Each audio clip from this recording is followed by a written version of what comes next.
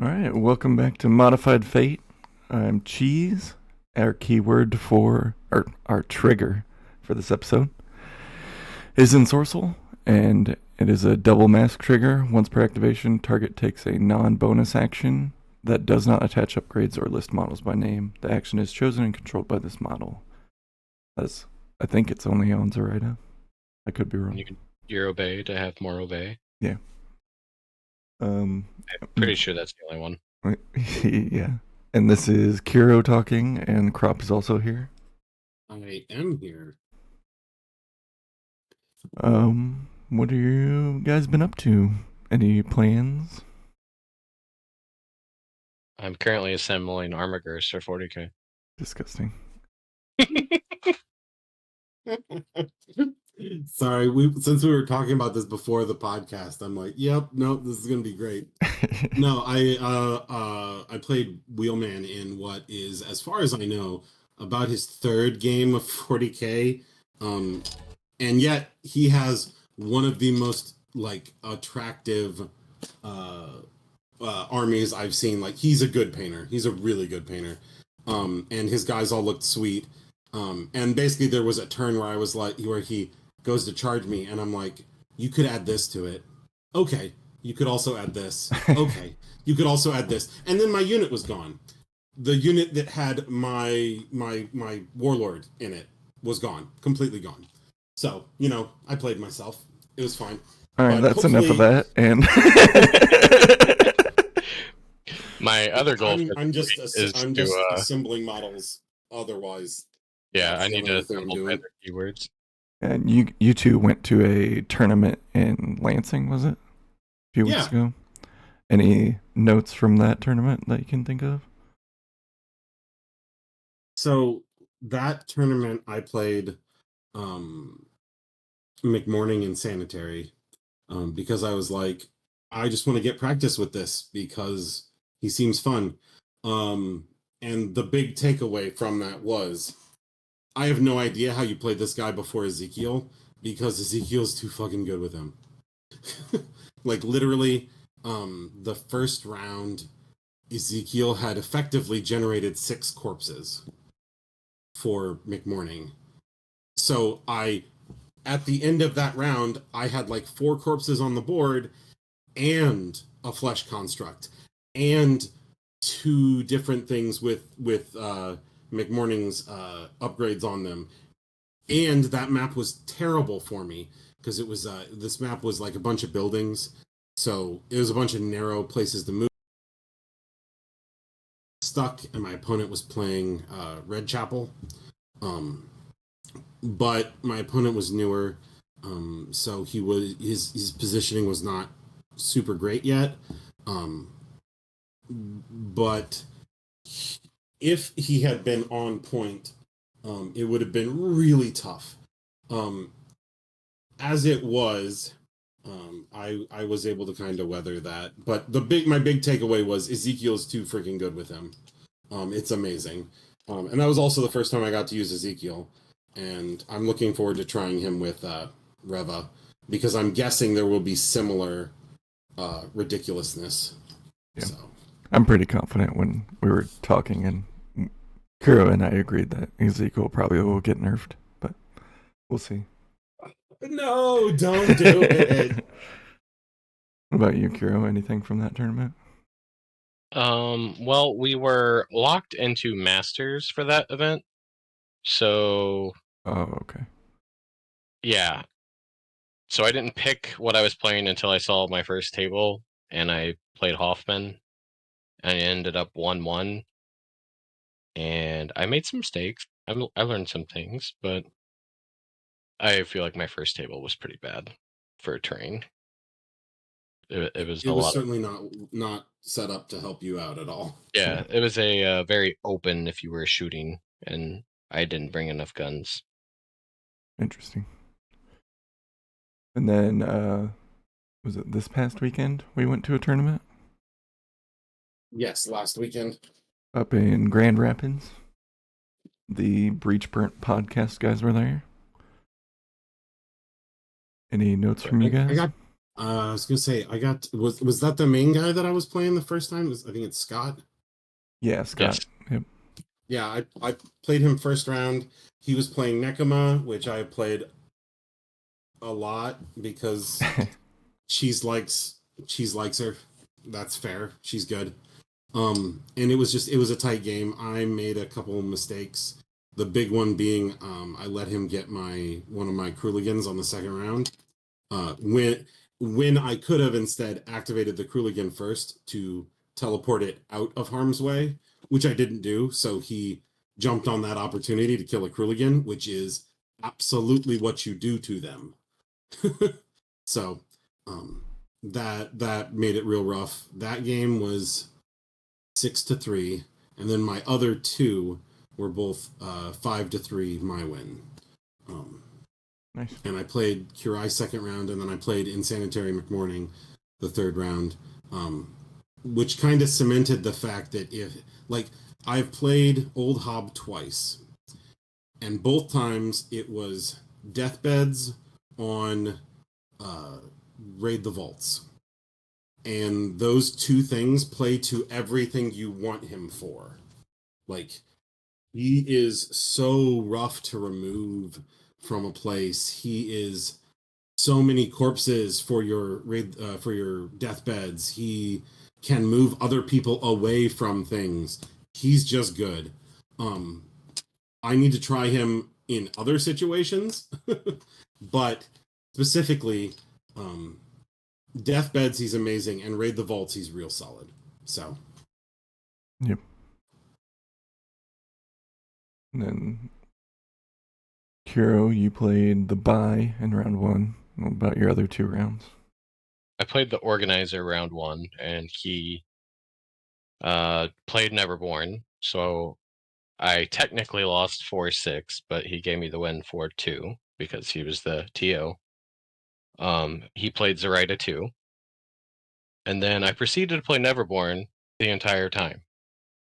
I played Scott from Breachburnt in round 2, and we tied 7-7, I think. Nope, 6-6. Oh, 6-6. 6-6. I played Raspy 1 and Dreamer. Is it Dreamer And 1 or then 2? I will check. He usually plays Dreamer 2, so Played Dreamer 2. Yeah, I was gonna say, did he have a cricket bat?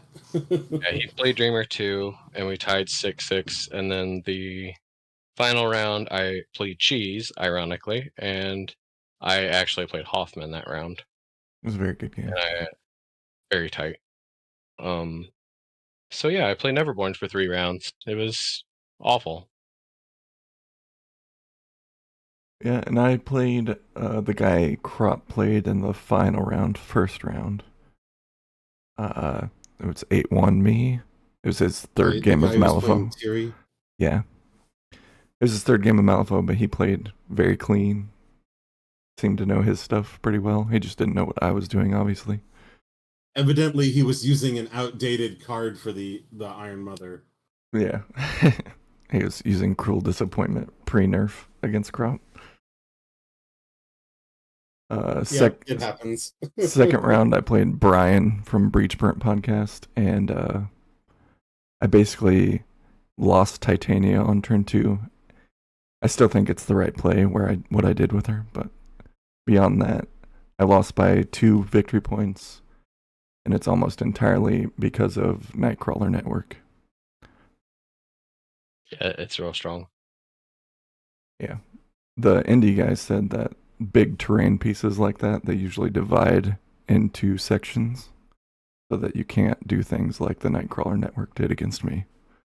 Yeah, and there's what is the it? emissary. Trail of goo, trail of something or other. That one is if you're touching a piece of terrain, the whole thing is hazardous, poisonous one or something like that. So no, splitting those things up, that'll stop, or it'll help contain things like that. Yeah, it'll obviously still be good, but it'll be less oppressive. Like his Nightcrawler Network didn't move the whole game. And then round 3, I played Kuro, and I beat him by 1 because I obeyed my Kurgan got the Ensorcel trigger, and he walked and avalanched a Gearling away from Raid the Vaults. That was Friggin' that was the amazing. game. Pretty much.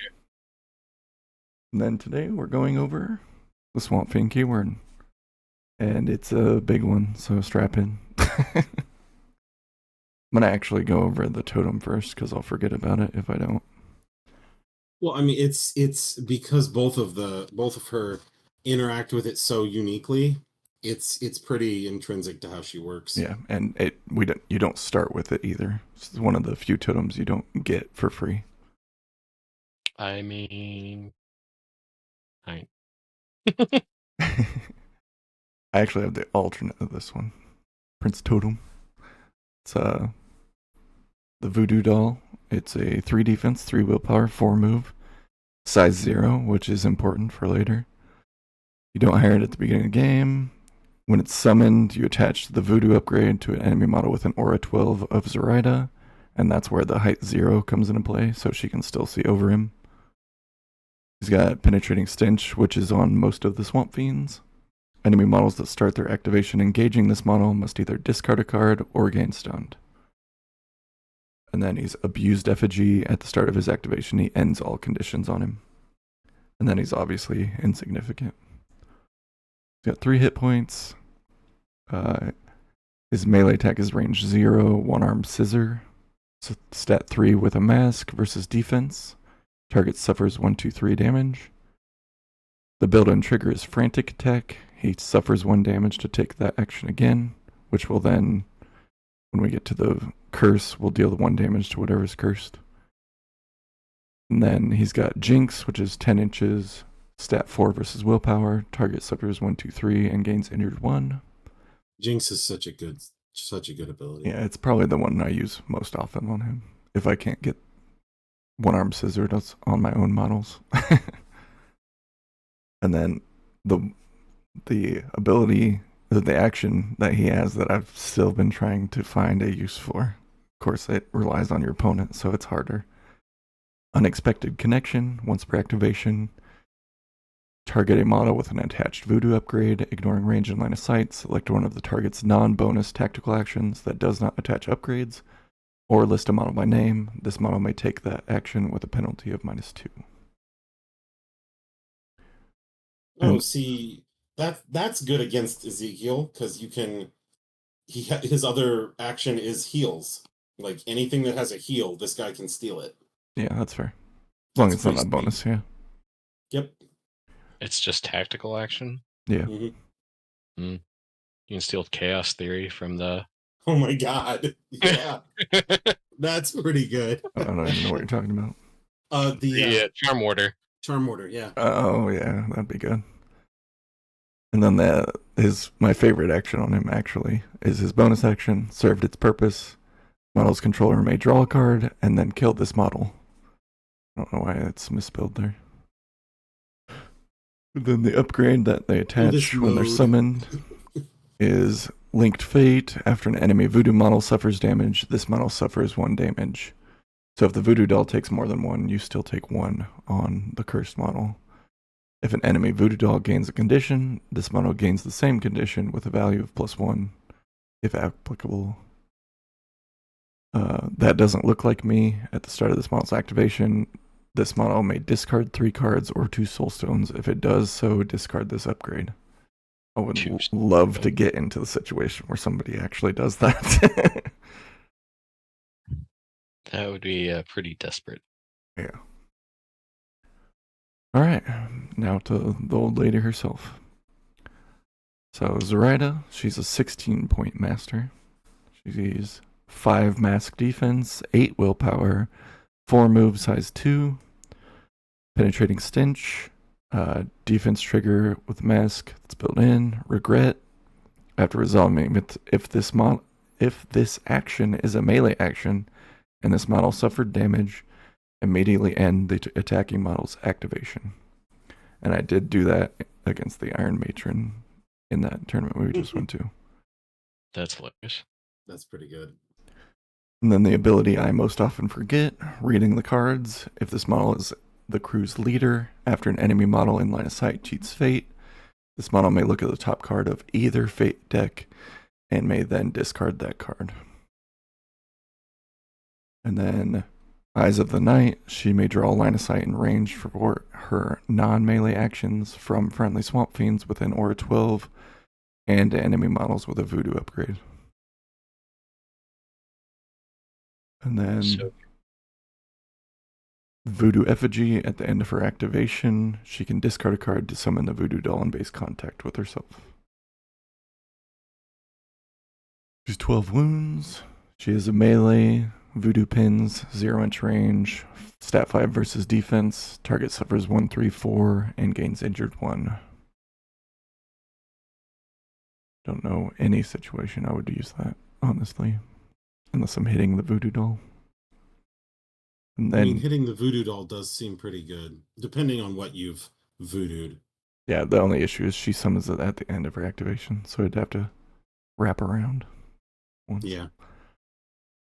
And then she's Hex, 12-inch range, stat 6 versus willpower. Target suffers 2/3/4 and gains injured 1. If the target has a Voodoo upgrade, she can move it 3 inches. The Mask trigger for coordinated attack, and a Ram trigger for My Loyal Servant. Another model within 3 inches of the target heals 1, 2, 3. And then the best obey in the game, I would say. Yeah. 12-inch range, 7 mask versus willpower with a target number of 14 masks. This action cannot target the same model more than once per activation. Non-master only, target takes a non-bonus action that does not attach upgrades or list a model by name, chosen and controlled by this model. And then for the double mask, that's the trigger for this episode. She just gets 2 of those. And then the crow trigger is burnout, target suffers 2 damage and gains fast. So both of her triggers are going to get you that extra action. It's just a matter of when. Yeah. I also used it on Ballistic Core against Kuro because she was already fast to do 2 damage. Yup. And the next action might as well not even be on the card because I have literally no idea when she would ever use this. Poisoned Fate, 6-inch range, stat 6 versus willpower, target number 12 until the end phase. After an action resolves in which the target cheated fate, the target suffers 2 damage. Can you guys think of anything? The thing is, I feel like that's one of those actions that literally, like, 1 in 20 times is there going to be a reason to use it. And even then, you have to have a specific plan. Yeah. But overall, I feel like you're going to get similar results or better out of Hex and Obey. Well, Hex is min 2 damage, so like it's just better. If you can think of anything, leave it in the comments. Okay, I can think of one thing now. Sorry. What is it's because like the only way I was actually dealing with the Peacekeeper was to plink it one at a time. And if you do that, and then if you poison fate it, and then you just go after it, they're going to be trying to cheat to ensure that you have a double negative on your damage. And so you can probably get the 2 or 3 damage through. Whereas Hex is going to do 1 damage. But that's extremely corner case, and that has to be your plan for the round. And like I said, you can probably obey and get a similar result. Yeah, probably true. So, I mean, I guess you can, since you can do it through your Swamp Fiends, you could do it off of whatever beater you think they're going to put on your beater. But it's still not great. yeah. I could see it being okay into Hard to Wound, but not that great. Hard to Wound, yeah, it seems not bad, because like Hard to Wound or high armor, sometimes you just want as many instances of damage as you can get, and so it could be, useful, but I haven't. yeah. I have to look before I can. Could you poison fate and then obey that model that you poison fated? and then cheat? And then cheat with it? I mean, that does seem hilarious. It totally gets around vengeance. That's true, it does. It doesn't get around incorporeal because that's still It's an attack action. Yeah. But it gets around vengeance, which is pretty funny. And then her bonus action, both players discard their hands and draw 6 cards. It's just very good. I don't think I've ever soulstoned for cards with her. I played Molly into her, and that was a hilarious game. Yeah. Like, I think that at various points we were both at 0 cards, and then we were also both at 6. And then, like, it just... So many cards drawn. So many cards drawn. Yep. So... she's on a small base. And then Zerata 2 is also on a small base. She costs 15 as Zerata 2. Defense 5, willpower 7, move 5, size 2. She has lingering curses when the stun condition would end on an enemy non-leader model within line of sight. She can discard a card to make him keep stunned. And then once per turn, when she makes a non-charge general action, she can discard up to 2 cards to have an equal number of friendly Swampfiends take the same general action. That is her, like, top tier ability. Yeah. She has Nefarious Pact, so she draws a card at the end of her turn. She's Protected Swampfiend, and she's 12 hit points. And then, much like Molly, she really likes 8 inches. Yeah. She's Bumps and Boils, range 8, stat 6 versus willpower. Target suffers 1/3/5 and gains stunned. If they're already stunned, she looks at the top 2 of either fate decks and puts them back in any order. And then the ram trigger, Gupify, enemy only. Target may either discard a card or a soulstone. If they do neither, summon a Gup into base contact, then kill the model, ignoring demise abilities.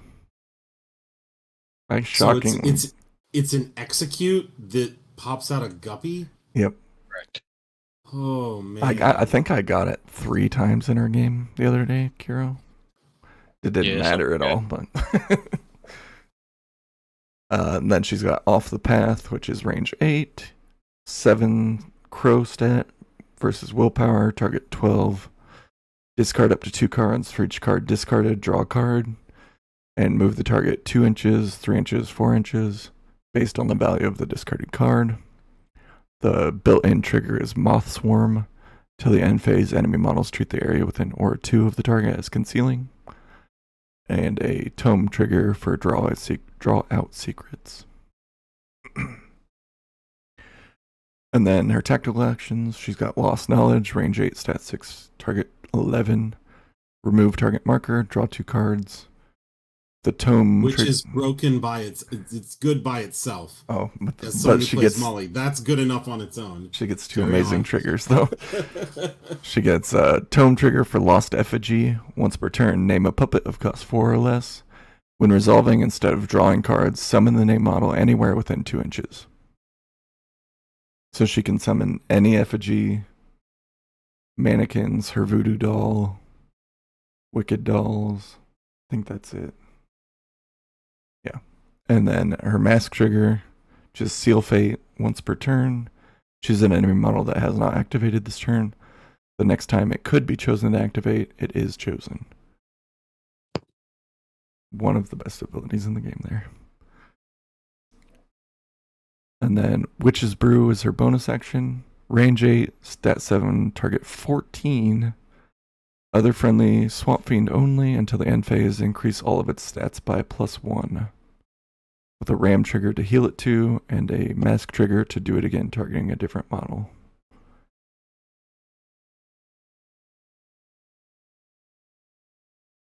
Yeah. Is this the podcast where you convinced me to just play Neverborn? I mean, go for it. I got an extra couple keywords.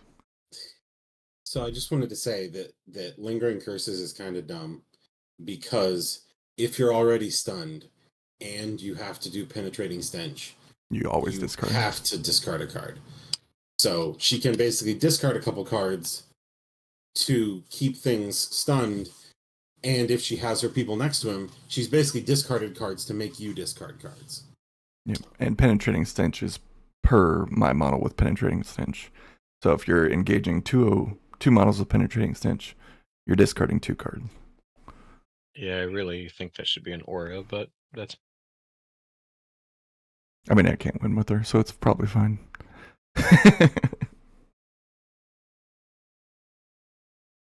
Let's switch to her. Some of the effigies I would summon with her. Arcane, just for Dispel Magic and Negation Aura. Shadow effigies busted. say, don't lie, it's always Shadow. It's defense 5, willpower 4, 5 move, size 1, armor 1, hard to kill accomplice. Before and after helping hand. Those bottom 2 don't matter. 4 hit points. He has a knife, but it doesn't matter. The main reason you summon him is remember the mission. 4-inch range, stat 5, target 12. Target a friendly model that has not been targeted by this action, this activation. Target may take the interact action even if engaged, with a mask trigger to shove it 3 inches before interacting. And then That's real. So if okay, you can Shadow Effigy Zoraida and then Moth Witch off that. yeah. Yeah. Cool, love it. And then he also has a bonus action or 3 stat 5 target 10 to make a bubble that gives concealment. He's just super solid. Yeah, she seems For really good. free. Yeah, for a tome, a 5 tome. And then mannequins, which I wanted to try, but I didn't get a chance to. Their stat defense 5, willpower 3, move 5, armor 1, but they have take the hit for the main reason. And then dazzling flourish, 6-inch range, stat 4 versus willpower, target gains slow. And then emergency surgery, 2-inch, stat 5, target 10. Other living model, target heals 1, 2, 3 with a focus trigger for tome. Yeah, and like other than the puppets, like her whole keyword is alive. Yeah. So, and take the hit makes you place next to them. So there is a conceivable world where you can take the hit to place yourself like next to it and just go, okay, now I've used that extra movement and maybe I could heal someone I wasn't in reach of before. Mm-hmm. Pretty cool. I'm not sure if take the hit matters though on Zoraida too, because she has protected Swampfiend. Yeah, for Well, her. but I was gonna say, yeah, Yeah, you take don't the hit take for the other hit people. for her. Yeah. Yeah, you take the hit for like bad juju, stuff like that. Yeah, if they try to kill him, he's never gonna die. Yeah. And then probably my favorite Swampfiend is the first mate. Well, that's because he's probably the best one. Yeah, he probably definitely is. He's a 9-cost henchman. Defense 5, willpower 5, move 6. Guys, not 5. Like I play him. Size 2. Butterfly jump, stealth. He's only size 2? Yep. And he's showboating at the end of this model's activation. If it cheated fate from its control hand, draw a card.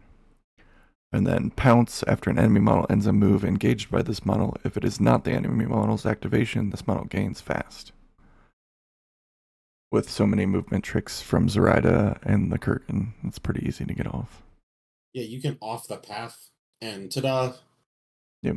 You push someone to him. And Kuro and I were mathing things the other day. If he gets fast and he gets all 3 pouncing strikes, he can make 7 attacks with his leap trigger. Oh, wow. That's Nice. also a crazy amount of movement. Yeah. As someone who always takes the pouncing strike trigger on the rogue necromancy, it can be a absolutely silly amount of movement. Yep. You can end up places you had no idea you could get to. Yep. And he's 9 hit points on a medium base. His melee action is his anchor, as you can see on the picture there. So 1-inch range, stat 6 versus defense. Target suffers 2, 3, 5. with a ram trigger for critical strike, the mask trigger for pouncing strike, where he places into base contact with an enemy model within 5 in line of sight, and then takes that action again, targeting the enemy model, and a crow trigger for targeting slow. His tactical action, I've been trying to mentally use this ability more because it's absolutely amazing. It's a Menacing Croak. It's Pulse 6, Stat 6, Target 12. Enemy models within range must each pass a Target 14 Willpower duel or gain Distracted +1. With a Mask trigger for Always Eating, remove a scheme marker within 3 inches of him. That he's got Leap, 6-inch, Stat 7, need a 10 of masks. And then he's got a Ram trigger for Sudden Strike. This model takes a melee action. His other bonus Which, action, in order to get that, he has to stun. Yeah. But I don't know if it's Zip gives him a way to build it in or not. But. Not regular Zip. I haven't looked at the Dread Pirate one too much. But. And then his other bonus is Free Loot, 3-inch range, target an enemy scheme, place this model into base with the target, then remove it and draw a card. That's right. Other bonus, because he needs 2. Yeah. He needs 2 bonuses that place him. Yeah, they're both very good, yeah.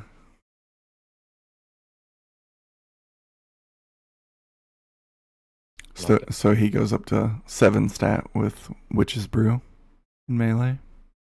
7 speed. He has an 8 leap. Yeah, but he still needs a mask. A 2 of masks. That's hilarious. The good part about his leap needing the mask is it often triggers showboating. That's fair. Is it? I will definitely trade a 2 of masks. Yeah, you trade a low mask for a card. Yeah. Yeah. And then we have. I'm gonna save the Spawn Mother for the other guys. And then Bad Juju is another henchman. Yes, there is 4 henchmen in this keyword. Another 9.1. He's defense 3, willpower 7, move 5, size 4, regeneration 2, hard to wound, penetrating stench, planted roots, which is on a few of her models. This model cannot be moved by enemy models and is unaffected by severe terrain. At the start of its activation, if it's in severe terrain, it heals 1.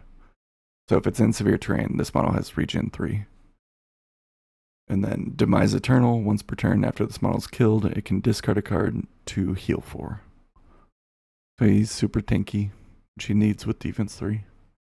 Mm-hmm. He's on a big base with 9 hit points. His melee action is Uprooted Fist, 2-inch melee, stat 6 versus defense. Target suffers 3/4/6. The Tome trigger to gain focused +1, and a Crow trigger for Quicksand. The target and all enemy models within pulse 2 of the target must pass a 15 move duel or gain slow. So good. Then he's got a Toss in the Mud, toss 2-inch range, stat 7 versus defense with the target 12. Push the target 2 inches in any direction, then end 1 condition on the target. And then his only bonus action is Ambush.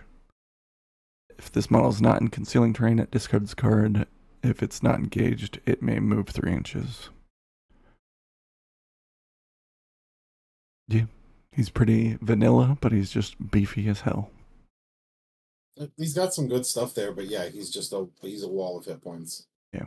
Toss in the Mud is on a few of the models that we'll be seeing. There's quite a bit of condition removal in this keyword. I mean, I appreciate condition removal. I appreciate forced movement. I appreciate condition removal that also can do movement. Yeah. So. Then another 9-point henchman, McTavish. He's living, defense 5, willpower 5, move 5, size 3. Penetrating stench. He's on the move. At the start of his activation, he moves 3, ignoring models. He's unimpeded, so he ignores severe terrain, and expert shot. He ignores friendly fire. With 9 hit points, he's on a large base. Then His melee action is Savage Bite, 1-inch range, stat 6 versus defense. Target suffers 3, 4, 5. The Ram for Puncture, and a Crow for Execute. The target may either discard a card or a Soulstone. If it does neither, it is killed, ignoring Demise abilities. And then he has a Long Carbine, which is a 14-inch projectile, stat 5 versus defense. It ignores concealment. Target suffers 2, 4, 5 damage with a Crow trigger for Maim. Target discards a card. And then he also has Toss in the Mud, but it's stat 5 instead of 7. And then he has 2 bonus actions. The first is Gator Snack, 2-inch range. Target a Scheme, Scrap, or Corpse Marker. Push this model towards 2 inches towards it. Then remove the target. Flip a card and apply one of the following effects depending on suit. Ram is Sudden Strike. This model takes a melee action. Tome is Surge, draw a card. Mask is Reposition, move this model up to 3 inches. Crow is I Can Dig It. Drop a Scheme Marker into base contact with this model. And then the final bonus action is Swamp Screen. Stat 5, need a 10. Create a 50mm concealing Swamp Screen marker in base contact with this model. McTavish gets a lot of hate because he just dies. Well, he's got a lot of useful stuff, but none of it is like must-have things. And it's also, it seems like he's weird in that he's doing a bunch of stuff that like Zoraida doesn't need a random 14-inch ranged attack that just does 2, 4, 5. Yeah, especially at stat 5. Yeah. Is it stat 5 though? I mean, I don't think I would ever brew him. Yeah. Maybe if I could shoot a couple hexes, I guess. I don't know. I mean, the only thing I can think of is like Swamp Screen seems pretty useful, but that has to be a ranged army that actually is hindered by concealment. Yeah, and she has other models that do it better. Yeah, and at that point, you're not paying 9 points for him. So he's interesting. Like, I like him, but at the same time, then I see other things, and I'm just like, I have no idea when I'd spend the 9 stones for him. Yeah. The model's cool, though. Like, him wrangling the big alligator on the 50 base. Yeah, definitely. That's cool. Alright, the super wordy Spawn Mother is an 8-point henchman. She's 5 defense, 5 willpower, 6 move, size 3. Stealth, enemy models cannot target this model from more than 6 inches away. A Mother's Rage, after an enemy model with an aura 6 kills a friendly Swampfiend or removes a friendly egg marker, this model may take a charge action after resolving the action, even if engaged. This charge action must end as close to the enemy model as possible, and any action it generates must target the enemy model. Then its demise is the Hatching. After this model is killed, summon a Gups into base contact with any friendly egg markers, then remove every egg marker in base contact with a Gups. Then Nutritional Eggs, after another friendly model removes an egg marker, that model heals 2. She's got 8 wounds and a large base, even though her model is pretty tiny. Her melee is Menacing Talons, 1-inch melee, stat 6 with a Crow versus defense. Target suffers 2, 3, 6 with a Ram for Puncture and a Crow for Infect, which is models damaged by this action gain poison +1 for each Crow in this action's final duel total. And then she's got 4 tactical actions. Nourish the Young is an aura 6, stat 6, target 12, friendly Gups within range, heal 2, and all conditions, and gain focused 1. Which I know sounds amazing, but we'll get to the Gups in a second. She is Hatch Eggs, stat 6, need a 12 with a Ram. Summon a Gups into base contact with any number of friendly egg markers in play. Then remove every egg marker in base contact with a friendly Gups model. And then she has a double Ram trigger on it that she has the stone for. When resolving, this model may choose one friendly egg marker in play. That marker is not removed, so she gets the save 1. And then all these egg markers come from the next one, her bonus action, Lay Eggs. Create a 40mm destructible egg marker into base contact with this model. Stat 6, need a 10. And then she also has ambush as a bonus action. I've never liked using this model. It's very, very corner case, and even then, she's moderate 3.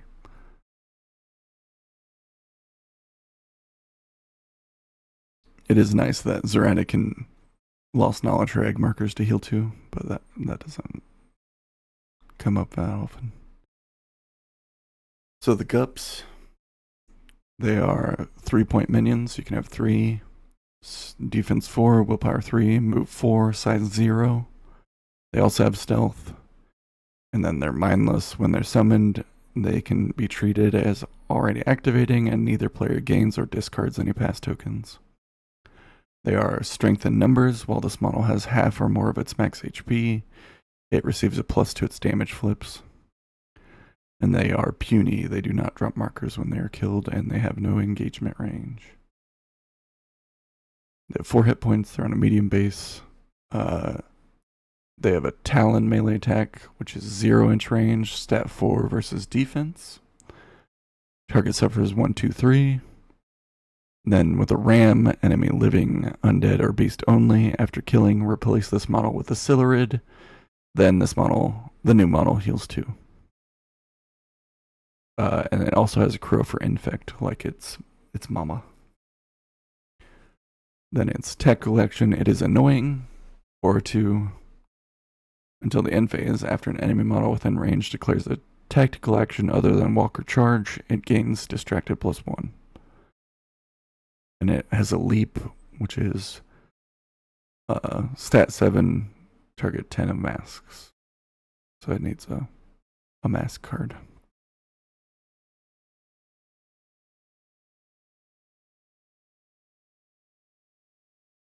And then if they get that trigger, they upgrade into Silurids, which are 6 points minion, 3, defense 5, willpower 5, move 5, size 2. They're stealth and butterfly jump like the first mate. They have 6 wounds and they're on a small base. Their melee attack is sharp claws, 1-inch melee, stat 5 versus defense. Target suffers 2, 3, 4. The mask trigger for onslaught. Take this action again, targeting the same model. And a crow trigger for infect, like the mama. And they also have menacing croak, just like the first mate. They are stat 5, needing a 12. And they have leap with the mask built in, so they just need a 3 of any suit. They're good. Yeah, Silurids are the main minion for this keyword. They're good scheme runners. That being said, if something hits sufficiently hard on the first hit, they will fold. And I say this because I send Archie after them. Because Archie has to hit them twice, but Archie charges, they butterfly jump away, he leaps on them and kills them. Yep. But that's what you have to do. Otherwise, they you never get 2 shots on them. They always flutter away. Yep, they're just extremely good. We'll go back up here to the enforcers. We got the new enforcer for the keyword, the Leech King. It's 8 cost. Oh, I was gonna say Stumpy. No, not yet. Oh, Stumpy is above Leech King. Damn it. Defense 5, 6 willpower, move 5, size 2. He's evasive, so he takes no damage from shockwave, pulses, or blasts. And then he has a new ability. It's I'll have what they're having. Once per activation, if this model would heal in excess of its max health, a friendly model with an aura 4 may heal an amount equal to the excess. I used Zoraida 2's Brew with the Ram trigger for heal 2 on him to heal the Syzygy sisters too.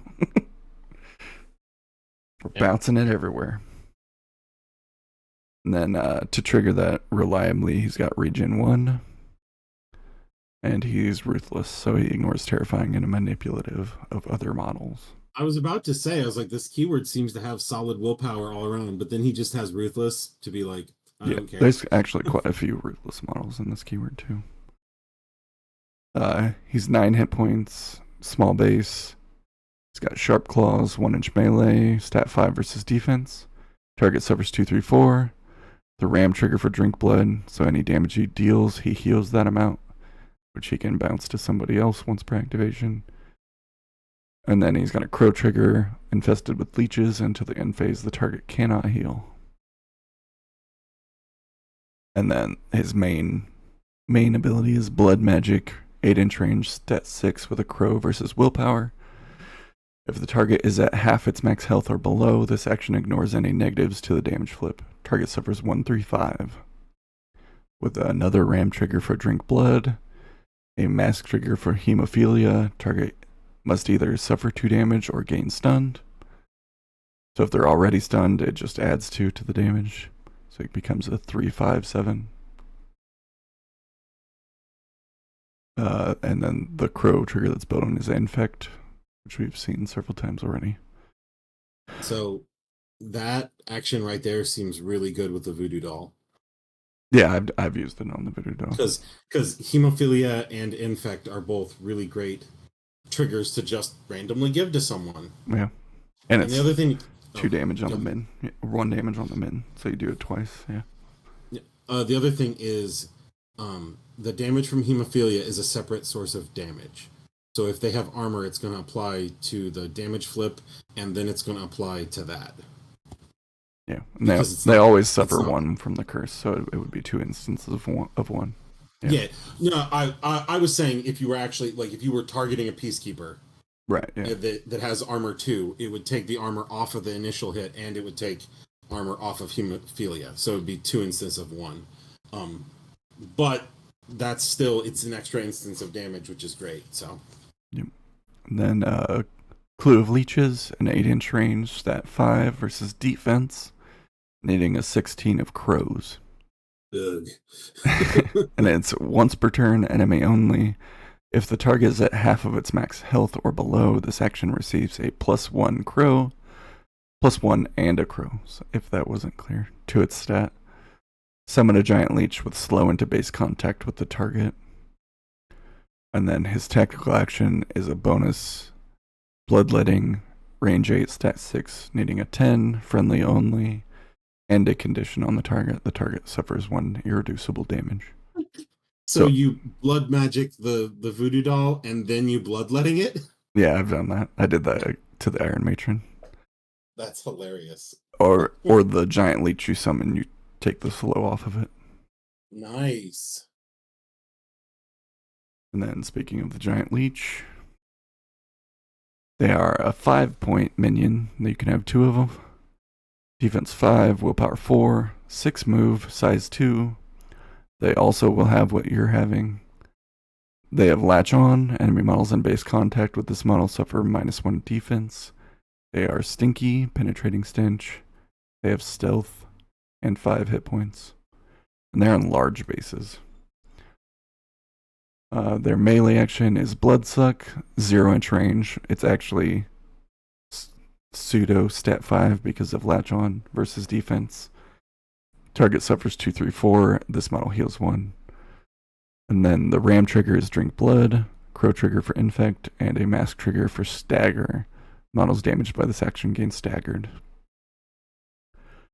And then they have body slam, which is a 4-inch range, stat 5 versus defense once per activation.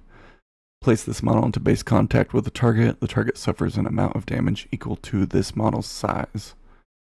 So with Witch's Brew, if that ever happened, it could be size 3.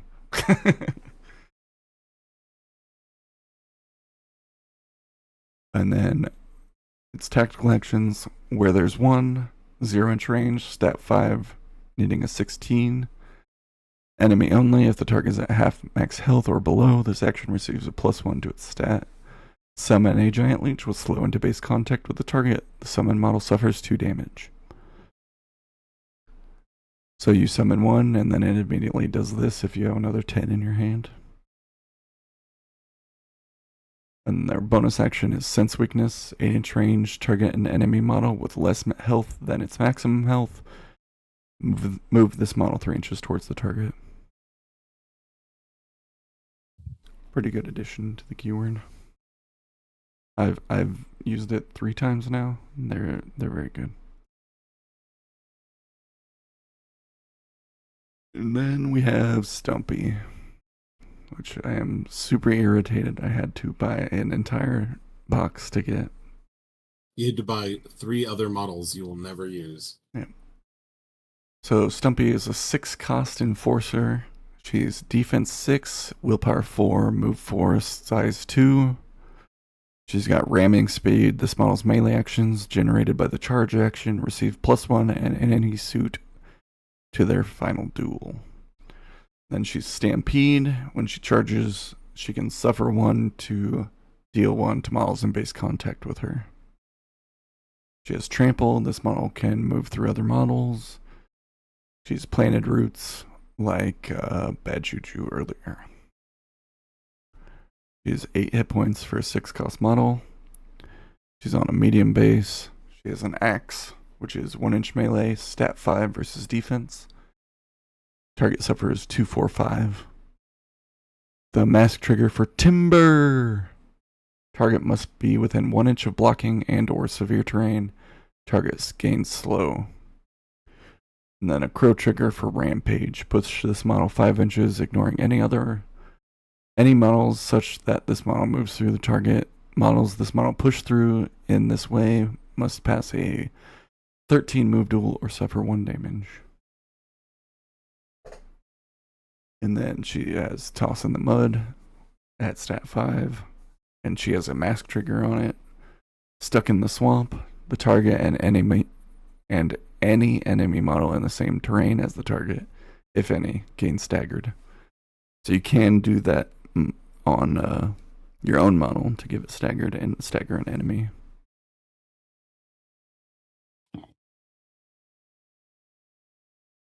And then her bonus action is Spread Roots, 3-inch range. This model suffers 1 damage, 3-inch aura.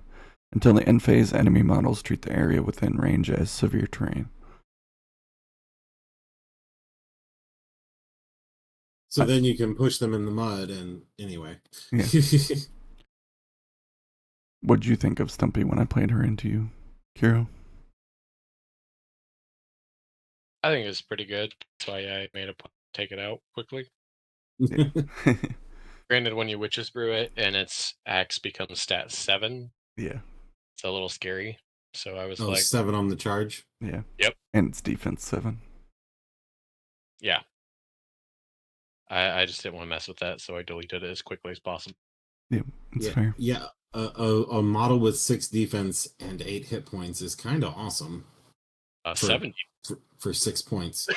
So yeah, no, I mean it gets better. I'm just saying that's pretty good in and of itself. Yeah, the only issue with Stumpy is it's super slow, but Brew makes it move 5, and then this guy that we're gonna talk about can shove her around everywhere.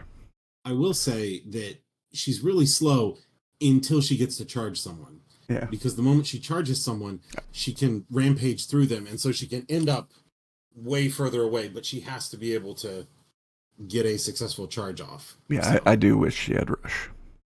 Oh my god. She has every other charge rule on her, so why not give her that one? No, that'd be stupid. And then we have the Kurgan. He's an 8-cost enforcer, defense 5, willpower 4, move 5, size 4. He's a big boy. His armor 2. The ability on him that I will always forget. Chronicle, Lost in the Woods, once per activation. After another model within 6. Heals. This model may move the healed model up to 2 inches towards this model.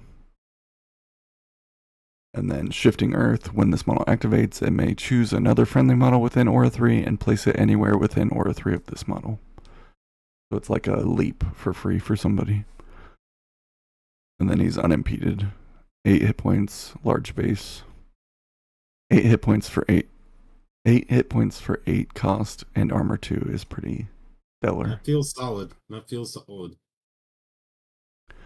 And then he's got Tangling Roots, 1-inch melee, stat 6 versus defense. While this model is in severe terrain, this action can target any other model in the same piece of severe terrain, ignoring range and line of sight.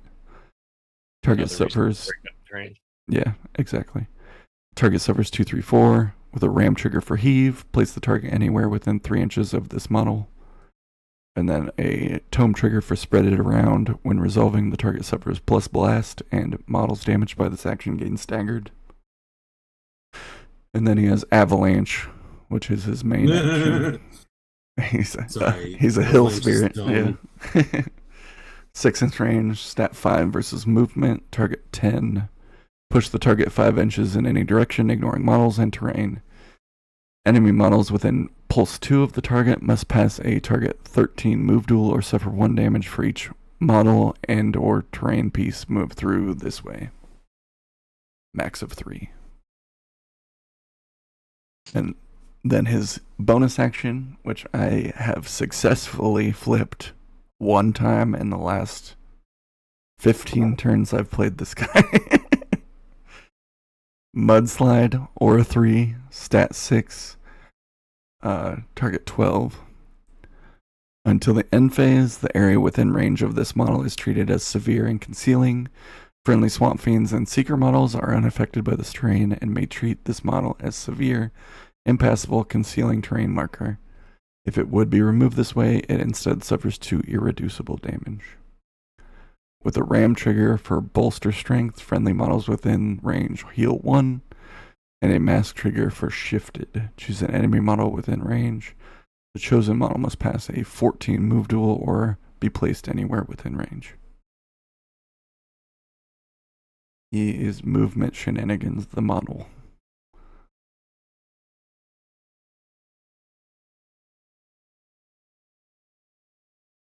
Yeah, I didn't realize that you needed a conscious piece of terrain. Yeah. And then we have the Mothman himself at the ads. It's a 7-point enforcer. Defense 5, willpower 5, move 7, size 2. It is a stinky boy. It has shimmering lights. Enemy models that end a move within aura 2 of this model gain distracted +1 after resolving the current action or ability. And then it has flight. When resolving the walker charge, you place it instead of moving it. Like a moth to flame, when performing opposed duels with enemy models with burning, this model receives a +2 to its duel. That's even defensively. It has 7 hit points on a medium base. And then it's got a 1-inch melee venomous strike, stat 6 ram versus defense. Target I love suffers, it when they build in the heal. Yeah. Target suffers 2, 3, 4 damage and gain poison 1. And then he's got the built-in ram trigger for drink blood. And then he has a lure, 12-inch range, stat 6 versus willpower, target 12. Move the target it's moved towards this model. With a mask trigger for quick reflexes, do it again, targeting a different model. And then a crow trigger for quicksand, which was on Bad Juju. And you can move the model into a group of its own models to do the quicksand. Seems. Yep. And then it's got 2 bonus actions, because apparently this keyword is just full of that. It's got ambush as 1, and then its other bonus action is firefly. 3-inch pulse, stat 5, needed ink 10. Models within range must pass a 13 defense duel or gain burning 1. With a ram trigger for sudden strike, this model takes a melee action. And a tome trigger for enemy models with impulse 3 of this model, suffer 1 and gain burning 1. So she can poison you and burn you. Yay. I mean, I guess. Oh, yeah. No, I mean, like, once again, she's got good ways to give other different conditions to your voodoo doll to pass on to someone. Oh, yeah. Yeah. There's a model that upgrades into this model that is especially good with the voodoo doll. I'll go to now. The Will-O-Wisps. They're 4-cost minion. Minion 3. Defense 4, willpower 4, move 5, size 2. They're stinky, they have shimmering lights and flight, all like the ads.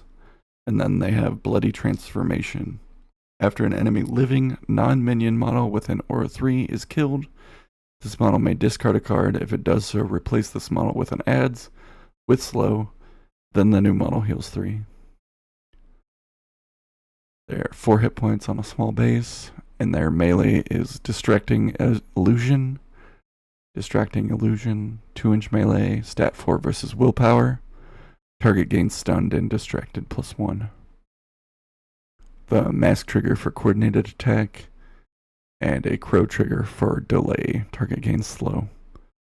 So when they hit a voodoo doll, they can give it stunned, distracted, and slow for a low crow.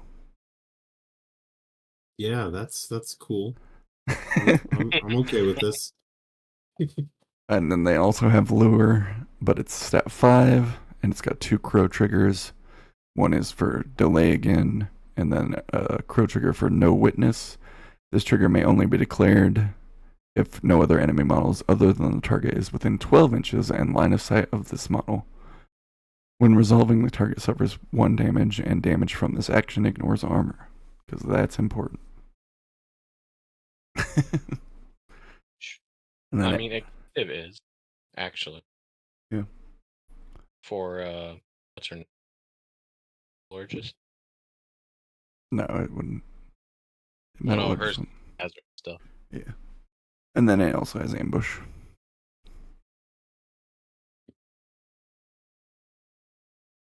So back to the last enforcer is the Groot Slaying. An 8-cost enforcer, defense 5, willpower 4, move 5, size 4. Because they're all big here. He's got. There's a lot of room in the swamp. Yeah, he's got prepared layers after this model deploys. After this model is deployed, create 3 50 millimeters concealing severe destructible layer markers anywhere on the friendly table half.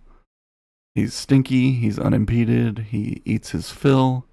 After killing an enemy model with a melee action, he heals 2. He is wicked when this model makes a successful melee action generated by an enemy model's disengage action.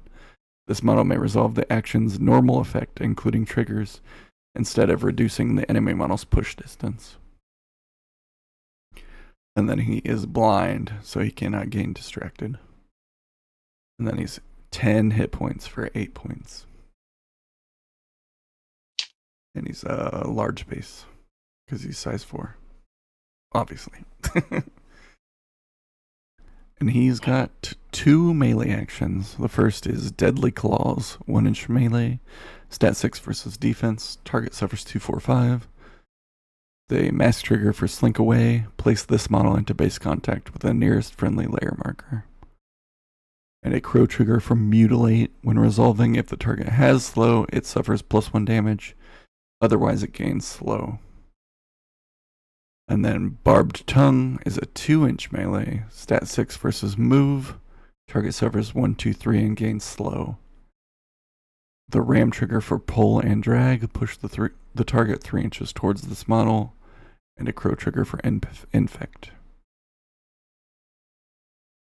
And then 3 tactical actions.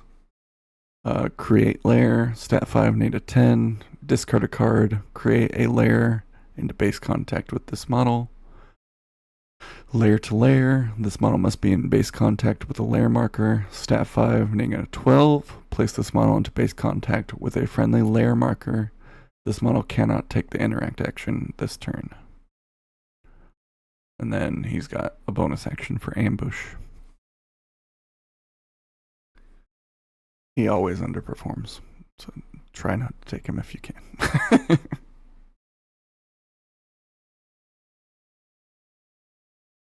And speaking of underperforming, we have Waldgeist. It's a 6-cost minion.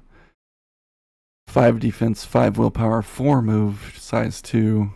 It has abundant growth because it's also in the fake keyword. After deployment, create a 50 millimeter concealing severe underbrush marker anywhere on the table, at least 2 inches from any other marker. This model is unaffected by underbrush markers. Then he's armor 1, and he's stinky with penetrating stench, and he also has planted roots. 6 hit points on a medium base. And then his melee is Tangling Roots, 1 inch, stat 5 versus defense, same as the Kurgan. And then Ram Trigger is Heave, just like the Kurgan. Mask Trigger for Stagger, models damage gain Stagger, and then a Crow Trigger for Delay, target gains Slow. And then it has Germinate, which is 6 inch range, stat 5, needing a 12. Create another underbrush marker within 6. And then its bonus action is Ambush. These things need something. It looks like they're so close to a lot of things, but then some other model zips in and does that particular job just a little bit better. Yeah, like Stumpy at the same point cost. And Stumpy has 6 defense and more hit points. Grumble. Same cost. That's all I'm saying. Yeah, and Silurids are on the same point cost. Yeah, so if you need him for crazy, like side scheming things, you're doing the Slurids. If you want something to actually beat people up in the middle, you're going for Stumpy or someone. So it's like, Maybe they're worth it in Fey to create markers, but in Swampfiend. that's fair. Even in Fey, it's not that great. I guess the one thing I will say is you look at your table, you look at the map, because if that 50 millimeter base can choke off some path against them, they could be very useful, or grabbing one could be very useful. But that's what you're right, that's what you're grabbing them for. In this is you're grabbing them for an extra piece of terrain, because most of this keyword is unimpeded, it doesn't care. But being able to toss down severe concealing terrain, that could be useful. Now, it is a marker for Zaretta too. Yeah. That's also true. It doesn't 7, so yeah, it is hard to do. So I guess that's the only worthwhile thing about it. If you grab them in this, you're grabbing them for forests. Mm-hmm. And then Zaretta can take Bayou Gators. They're 5 cost minion 3, 5 defense, 4 willpower, 5 move, size 2. They're ruthless, penetrating stench, unimpeded, stealth, and they have flurry. Once per turn after this model resolves a melee action during its activation, it can discard a card to take that action again. There are 5 hit points on a medium base. They have Mighty Jaws, 0 inch melee, stat 5 ram versus defense. Target suffers 2/3/4 with a ram trigger for puncture that's built in, and a crow trigger for execute. And they also have ambush, like every other thing in this keyword. I usually don't take them because of Silurids, but I could see like Ruthless teching them in. The big thing for them is that they're a 5-point model that's hungry for cards. Right. Because it wants it for flurry, it wants it for ambush. Now, you can probably get ways to make it so that it won't need it for ambush, but it's still going to need it for flurry. Right. But yeah, I mean, there could be a place for it. I mean, it is only 5 points. Right. Yeah. They're cheap. So it's got some good stuff going on. I feel like it's at least a better discussion of Gators versus Silurids than Wild guys. Yeah. Yeah. Yep. And then we got the Gatro Bukor, 6 cost minion 3, defense 5, willpower 6, move 5, size 1. They're blast resistant +2. They reduce all shockwave, pulse, and blast damage by +2. They have hard knock life. After this model suffers damage caused by another friendly model, this model gains fast and a glowy token. There's several attacks in this keyword that can generate that for 1 damage, which is nice. And then they have magical influence. After this model flips a card in a duel, it can discard a glowy token to add a suit to its final duel total. And then it has penetrating stench. And they are health 6 on a small base. They have swamp spirits. range 8, stat 5 versus willpower. Target suffers 3 blast damage. If the target is in severe terrain, this model gains shielded +1. They tome trigger for magical feedback. This model gains a glowy token. And a mask trigger for reposition. And then they have healing energy, which is range 8, stat 6, netting a 12. Target heals 1, 2, 3. The tome trigger for healing burst. Models within pulse 2 of the target heal 1. And then 2 bonus actions again. First is Consolidate Power, 10-inch range, stat 6, netting a 10. Friendly minion only, push the target up to 4 inches towards a friendly model in its line of sight. The Crow trigger for Big Voodoo.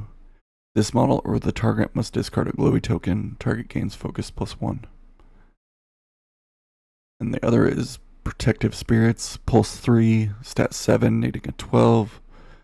Friendly models within range gain shielded +1 with a tome trigger for Surge. Every time I take these guys, they don't do a whole lot. They seem really good, but yeah, every time I've seen you use them, Yeah, I quit something taking. happens.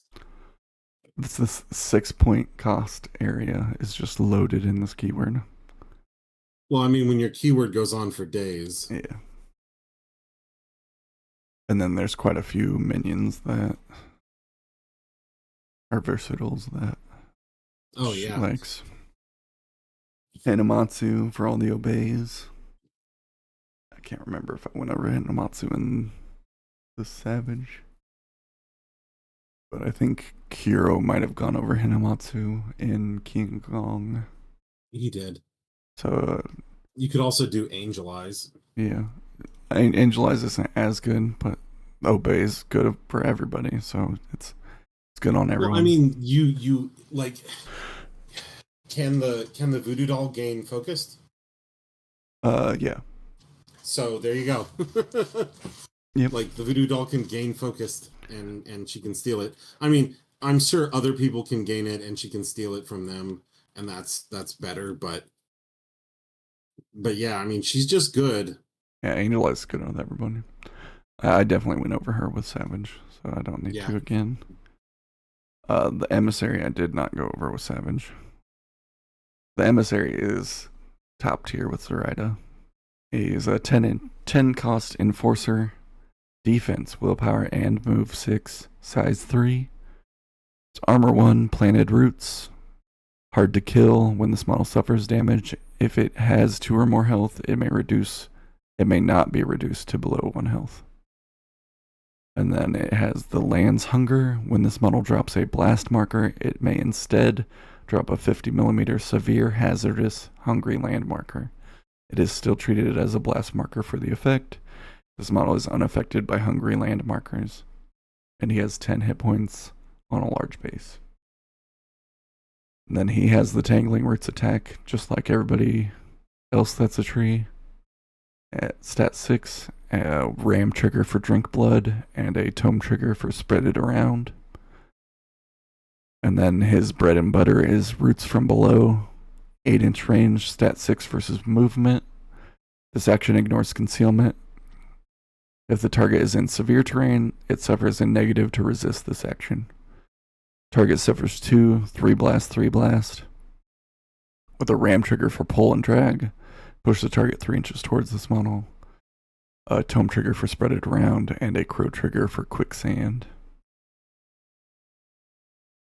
And then tactical action, it has Grasping Tentacles, Aura 6, stat 6, negative 12. Till the end phase before an enemy model within range moves. If that move was not caused by a friendly model, the distance moved is reduced by 2. And then bonus action is Aura of Deception, Aura 3, stat 6, negative 10. Until the end phase, friendly models within range may cheat fate with the card face down. The card is revealed before declaring triggers, but after the opposing player has cheated, or chosen not to do so. On paper, that looks good. In practice, it doesn't come up a whole lot. But the rest of him is First of all, you top-notch. have to remember to do it first. Yeah. But yeah, I think in our games it's come up. It's actually was useful, like legit useful once. Yeah. But it's free. He's also like Okay. the main versatile in Neverborn. Don't really need Maurice or Tuco or the Rider. The big thing to keep in mind with him is your guys are not immune to hazardous. So they're Yeah. immune to the severe. Most of them are, but they're not immune to hazardous. So you'll want to watch that. So And otherwise, yeah, he's just good. Yeah, he's great. And Zoraida too can just eat the markers if she's tired of them. Yeah. And then the new 10-point Enforcer, which I've used once, but was amazing. She's also defense, willpower, and move 6, size 3, 10 hit points, large base. They're the same model. And then their Entwined Destiny at the start of this model's activation. Discard all phases of the moon upgrade attached to it, and then this model may attach 8 phases of the moon upgrade. So I'll show those in a second. They have perfect form, so at the start of their activation, they choose one of these 3 actions on the back of their card. Until the end of this activation, the action is treated as a bonus action. They have Regeneration 1. They have Lure, 12-inch range, stat 6 versus willpower. And we've gone over that. They have a mask trigger on it that is Wax and Wane. That trigger is sexy. The target gains this model's choice of either Focused 1 or Distracted 1. And then their other attack action is Fallow Knight, 6-inch range, stat 6, needing a 12. Once per activation, instead of dropping a shockwave marker, this action drops a scheme marker, centering the shockwave on that marker. Shockwave 2, willpower 12, damage 2. Friendly models may ignore the effects of this shockwave. Their tactical action is Moon's Protection, range 6, stat 6, needing a 12, enemy only. Push all other friendly models within 1 inch of the target, 3 inches away from the target. Then push this model up to 6 inches towards the target. This model takes an attack action targeting the same model with a tome trigger for draw a card. So what? Its only attack action is Lure? And on its upgrades. Oh, it's upgrades. That's what I'm forgetting. Yep. Okay. So the first. I'm like right now. I'm like they seem useful, but they don't seem like 10 points. Not 10 points. That's for sure. So their first upgrade gives them combat finesse. So when this model is targeted with a melee action, the attacking model cannot cheat, and they are defense 6, so it's pretty strong. They are mobile warrior. This model may declare the charge action while engaged. And this model's shockwave action gains the following trigger: Tome, Corrosive Touch, remove any one non-scheme marker touching a pulse generated by this shockwave. And then they gain the attack action Pale Blade, which is 1-inch melee, stat 6 versus defense. Target suffers 3, 4, 5 with a mask trigger for burst of speed. Push this model up to 5 inches in any direction, ignoring other models. Enemy models move through. Take 1. It's way better than Rampage. And then a Crow trigger for Mutilate. When resolving, if the target has slow, it suffers +1 damage. Otherwise, it gains slow. The main value of them over Mysterious Emissary is this min 3 damage right there. That is pretty great. Their other upgrade gives them Avoid Doom. When they flip the Black Joker, they can discard it and flip a new card. It gives them Bulletproof +2, reduce all damage suffered by this model from projectile actions by +2. And then it gives the Shockwave a different tome trigger, claimed by the sea, remove any one scheme marker touching a pulse generated by this Shockwave. So she can remove any marker depending on what upgrade she has. And it also gives her the attack action Piercing Darkness, 8-inch range, stat 6 versus willpower. Target suffers 2, 4, 6 damage with a tome trigger for armor piercing.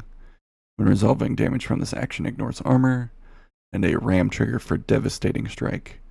When resolving this action's damage flip receives a plus, and the target suffers plus blast damage. She's That's pretty strong. sexy. They are very strong, yeah. Much more, I'm definitely going to be testing them more. but much more versatile than them. Yeah, definitely. Less survivable, but they can switch between their melee defensive stuff and their ranged defensive stuff. Which is nice. I mean, the one gives the bullet Yeah, the ranged defensive thing.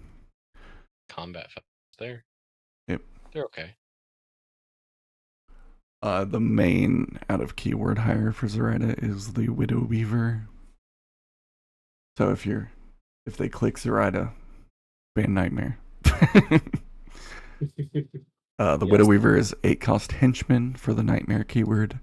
He's defense 5, willpower 6, move 5, size 2, terrifying 12. After an enemy model targets this model with an attack action, the enemy model must pass a target 12 willpower duel or the action fails. They have Feed on Fear. After an enemy model within this model's engagement range fails a willpower duel, this model heals 1.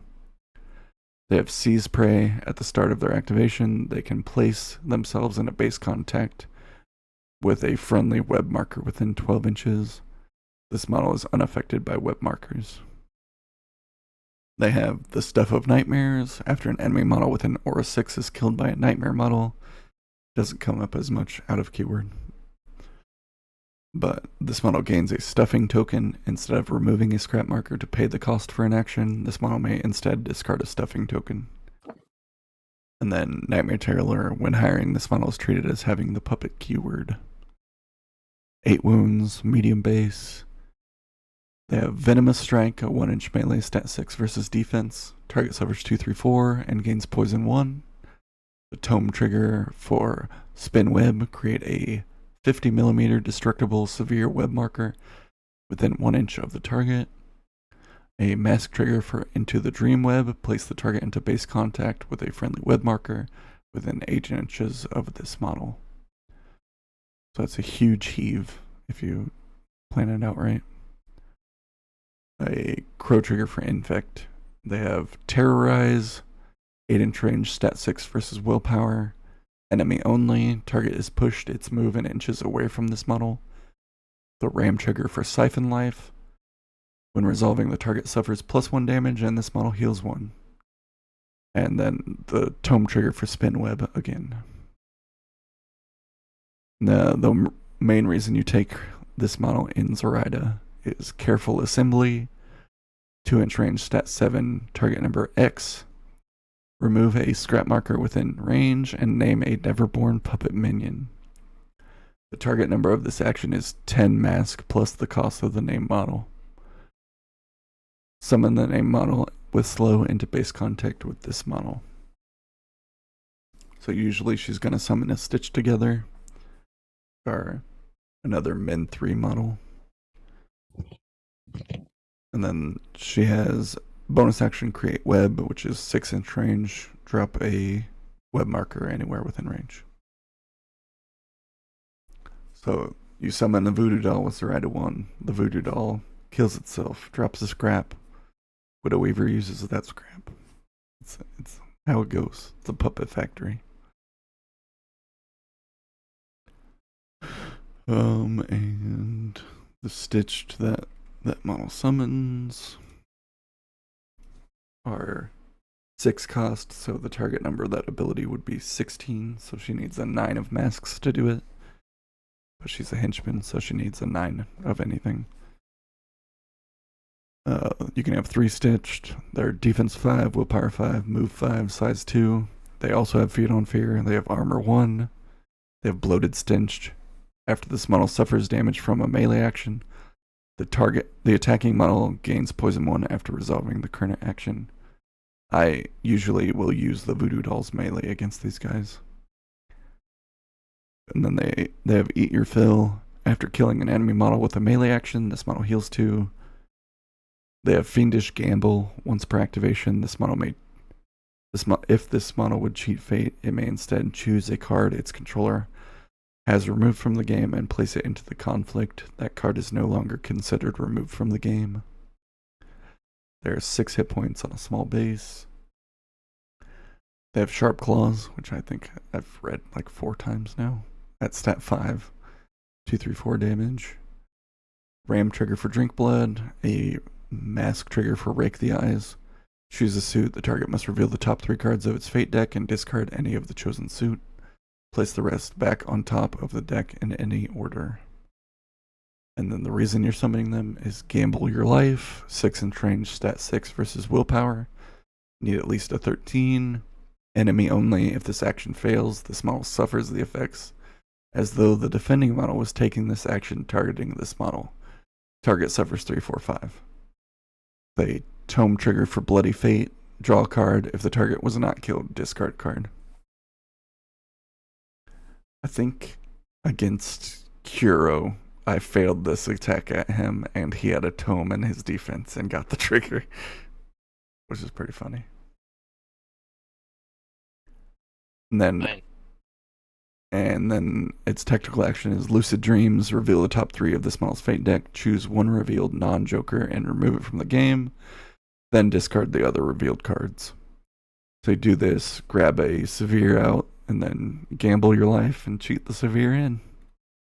Pretty nice. I think that's about it for Zoraida. No, I think they can fit like 3, 4 more models into this too. Oh my goodness. You can tell by once you switch to Zoraida 2 and there's like 14 summons down here that it's a lot. Yeah. I mean, like, I have a lot of different things I can summon as Kirai, and then when Zoraida 2 is like, no, I got more than you. Yeah. Literally every effigy. I mean, most of them are junk for her, but Yeah, definitely. The Shadow effigy though. that is Straight hot. cash, homie.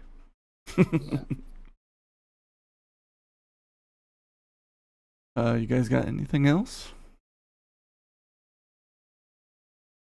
I mean, I will say that it feels like, especially in this GG, she's got a lot of tools to deal with most of the schemes and strats. Like, it feels rare that she wouldn't have some sort of plan she can go after. So, Yep.